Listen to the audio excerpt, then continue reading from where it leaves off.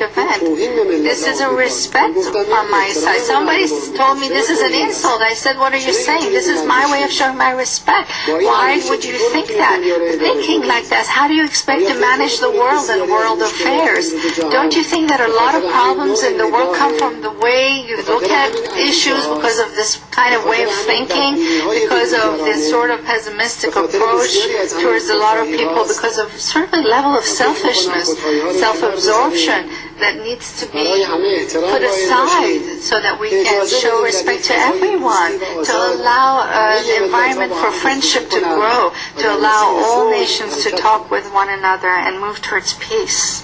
What was the second question? I wanted to speak with the press. The September 11th tragic event was a huge event. It led to many other events afterwards. After 9/11, Afghanistan was occupied, and then Iraq was occupied. And for 6 years in our region, there is insecurity, terror, and fear. If the root causes of 9/11 are examined properly, why it was happened, what caused it, what were the conditions that led to it, who truly was involved, who was really involved, and put it all together to understand how to prevent the crisis in Iraq, fix the problem in Afghanistan and Iraq combined. Mr. President, a number of questions have asked about your nuclear program. Why is your government seeking to acquire enriched uranium suitable for nuclear weapons? Will you stop doing so?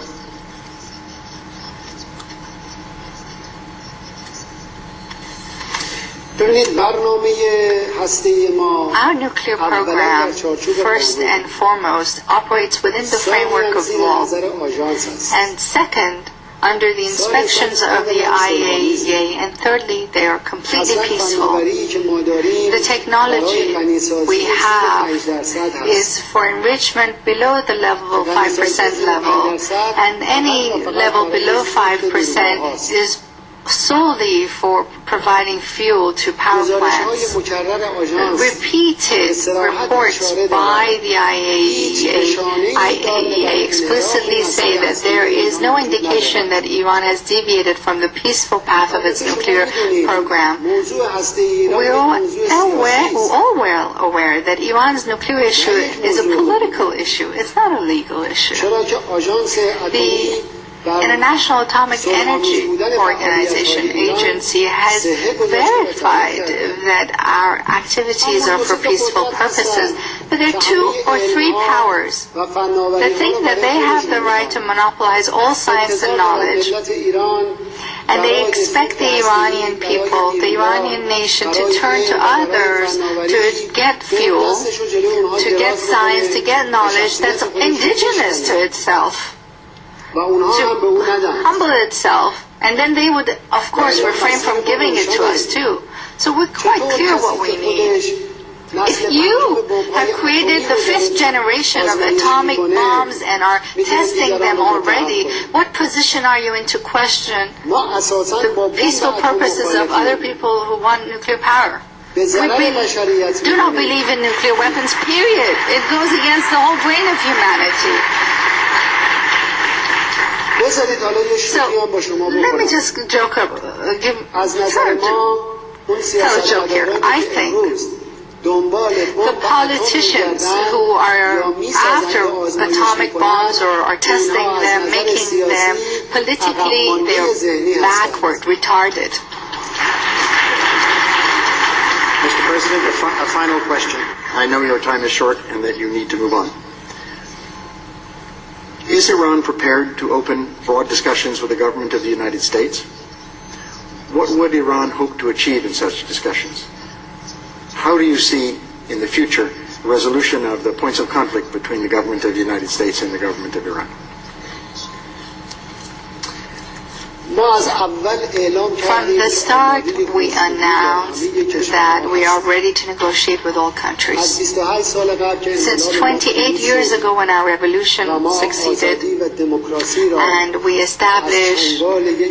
took freedom and democracy that was held at bay by a pro-Western dictatorship, we announced our readiness that besides two countries, we are ready to have friendly relations and talks with all countries of the world. One of those two was the apartheid regime of South Africa, which has been eliminated. And the second is the Zionist regime. For everybody else around the world, we announced that we want to have friendly brotherly ties. The Iranian nation is a cultured nation. It is a civilized nature. It seeks, it wants talks and negotiations. It's for it. We believe that in negotiations and talks, everything can be resolved very easily. We don't need threats. We don't need to point bombs or guns. We don't need to get into conflict if we talk. We have a clear logic about that. We question the way the world is being run and managed today. We believe that it will not lead to viable peace and security for the world, the way it's run today.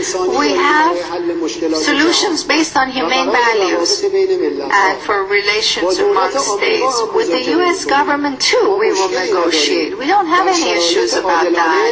Under fair, just circumstances, with mutual respect on both sides. You saw that in order to help the security of Iraq, we had 3 rounds of talks with the United States. And last year, before coming to New York, I announced that I am ready in the United Nations to engage in a debate with Mr. Bush, the President of the United States, about critical international issues.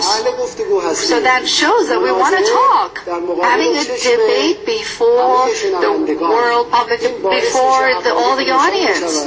So the truth is revealed, so that misunderstandings and misperceptions are removed, so that we can